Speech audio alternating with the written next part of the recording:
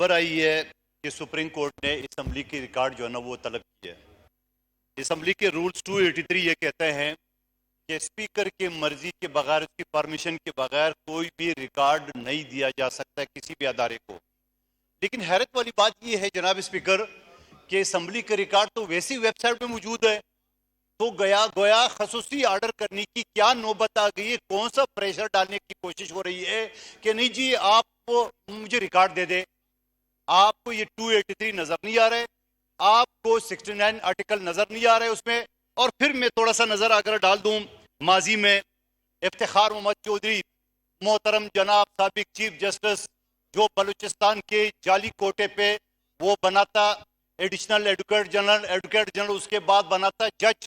جعلی ڈومیسائل کے اوپر بلوچستان والوں کا حق مارا گیا اس شخص نے، اور اس کے بعد اس شخص نے اپنے بیٹے کو ڈپوٹیشن پہ FIA میں رکھا، اور سپریم کورٹ کا جو چیف جسٹس کا جو ہاؤس ہے اس کو اس کا دفتر یعنی کاروباری دفتر ڈکلیئر کیے. اس سے بڑی شرمناک بات کیا ہو سکتی ہے؟ اور اس شخص نے کیا کیا؟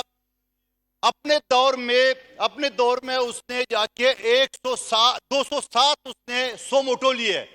وہ شراب کی 2 بوتلوں بھی اس شخص نے 100 موٹو لیے. اور پھر حیرت والی بات بتاؤں، میں نے اس وقت بھی میڈیا میں اٹھایا، جو کیسز جو پارٹی ان کے پاس نہیں لگاتے تھے وہ کروڑ روپے، ایک کیس تو مجھے یاد ہے 3 کروڑ روپے کسی شخص نے ادا کیے کہ صرف اگر آپ کسی جج کے پاس کیس نہیں لگایا اور وہ ناٹ بیفور میں کہ اس کے 3 کروڑ ادا کیے گئے. مجھے کورٹ میں کھڑا کر دے، میں ثابت کروں گا. یہ بزنس پلس میں نے کہا تھا آج سے کم کئی سال پہلے. اور اس کے بعد ثاقب نثار صاحب، جناب اعلیٰ میں اس کیس میں بیٹھا ہوں تو اس شخص نے ڈیم کے نام پہ آپ یہ سمجھ لو کہ 9 ارب روپے اس نے جمع کیے اور 14 ارب روپے اس نے خرچ کرایا ایکسپینڈیچر. اور میں اس کیس میں بیٹھا ہوتا ہے، ثاقب نثار نے یہ کہا کہ یہ 4-5 MP تو میں ایسے اڑا دوں. وہ بھائی کون ہو آپ؟ ڈکٹیٹر ہو کیا بلاؤ؟ اور پھر اب جو کہ آڈیو اس کے سامنے آ گئی ہے، جو کہ کھلم کھلا دندہ اس شخص نے کھول کے رکھا ہے اپنے بیٹے کے ذریعے، اور بڑی بے شرمی سے انہیں یہ کہا کہ میں تو پرائیویٹ آدمی ہوں، کوئی بھی سفارش کر سکتا ہوں. وہ بھیا چیف جسٹس صاحب سابق، آپ ضرور سفارش کریں، آپ ضرور پرائیویٹ لوگوں کے ذریعے کام کریں، مگر جب آپ چیف جسٹس تھے تو کتنے ڈرامے آپ نے کیے ہوں گے، کتنے رشوت آپ نے لیے ہوں گے، اور کتنے ارب روپے آپ نے ہڑپ کیے ہوں گے. جس کے ایک کیس مثال میں آپ کو بتا دوں، بیریا ٹاؤن کا اربوں روپے جو جرمانہ لگا لیے، اور چند سیکنڈوں کے بعد اسی جرمانے کو کم کر کے وہ جو بیچ میں پیسے تھے وہ کس کے جیب میں چلے گئے تھے. یہ بھی ایک ریکارڈ کا حصہ ہے، مجھے چیلنج کریں میں بتاؤں گا آپ کو. اور اس کے بعد جسٹس گلزار صاحب آئے تھے جناب عالی. اس شخص کو ایک عجیب نشہ چڑھا ہوتا کہ جی بچپن میں اس کیس میں بیٹھا ہوتا سپریم کورٹ کراچی رجسٹری میں. میں بچپن میں یہاں سوسائٹی سے گزرا تھا، سارے بنگلے تھے، اب پلازے کیوں بن گئے؟ او بھائی عقل مند آدمی، میٹروپولیٹن شہر بن گیا، پلازے ہائی رائز بن گئے، پرمیشن بلڈنگ کنٹرول ہوتی ہے، آپ کی خواہش پہ کوئی شہر نہیں چلتے. اور پھر اس شخص نے ظلم کیا کیا جناب اسپیکر؟ نیسلا ٹاور کا جو آرڈر کیا اس کی چند فٹ ایکسٹرا لینڈ تھی، بجائے بنی گالا کی طرح اس پہ جرمانہ لگا کے اور اس کو ریگولائز کرتے لوگوں کے جمع پوچھے جو دنیا بھر سے لوگوں نے پیسے جمع کیے ہیں. اس شخص کو اتنی جذباتیت تک کہ بم سے اڑا دو. یہ بات میں زبانی نہیں کروں. ڈان جنگ کراچی میں باقاعدہ اشتہار چھپا گیا کہ بم کے لیے کون سی پارٹی تیار ہے کہ جسٹس گلزار کی خواہش پورے کر دے اور نیسلا ٹاور کو بم سے اڑا دے. اب آپ مجھے بتاؤ یہ شخص انصاف دے رہے تھے. اور محترم اب موجودہ چیف جسٹس صاحب کی جب 184(3) کا قانون بن چکا ہے، جو 184(3) کا قانون بن چکا ہے کہ 3 معزز چیف جسٹس صاحبان جو سینئر ترین ہے وہ 100 موٹے لے سکتے ہیں. آپ پرانے 100 موٹوں کو کیسے چلا سکتے ہو؟ اگر نیب کی آرڈیننس کی میں بات کروں، نیب کے قوانین میں جب ترامیم ہو گئی ہے جس کے سب زیادہ فائدہ عمران خان صاحب کو اور PTI کو پہنچا، تو وہ کیسز تو دھڑا دھڑ ریورس ہو گئے. اور اس وجہ سے ریورس ہو گئے کہ ایک نئے قانون کے مطابق وہ کیسز نہیں چلا سکتے تھے.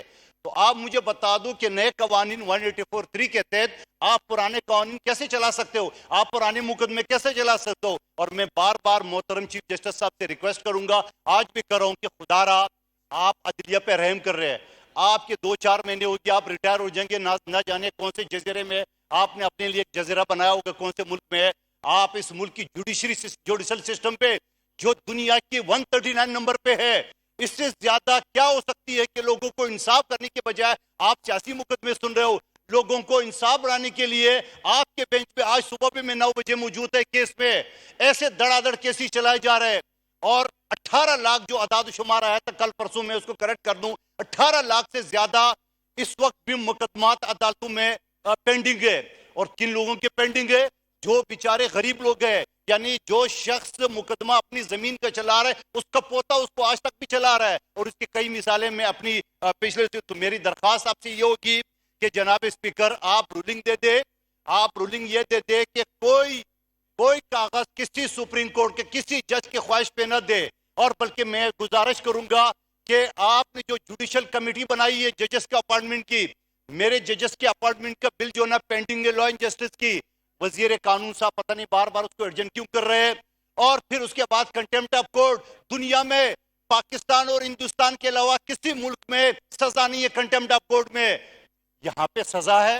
کسی بھی آپ ایم این اے، سینیٹر اور پرائم منسٹر کو کھڑے کھڑے آپ کریں، اور پھر آپ یہ سمجھ کہ حضرت علی کرم اللہ وجہ کا قول ہے کہ جس پہ احسان کرو اس کی شر سے بچو۔ یہی یوسف رضا گیلانی تھے جس نے عدلیہ کو بحال کیا ہے، اور وہی افتخار چودھری ہے جس نے اس کو کھڑے کھڑے اس کو سزا دے کے نائل کر دی ہے۔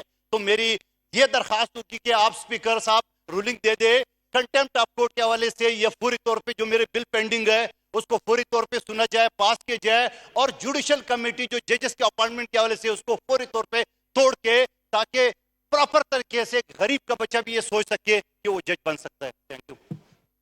شکریہ۔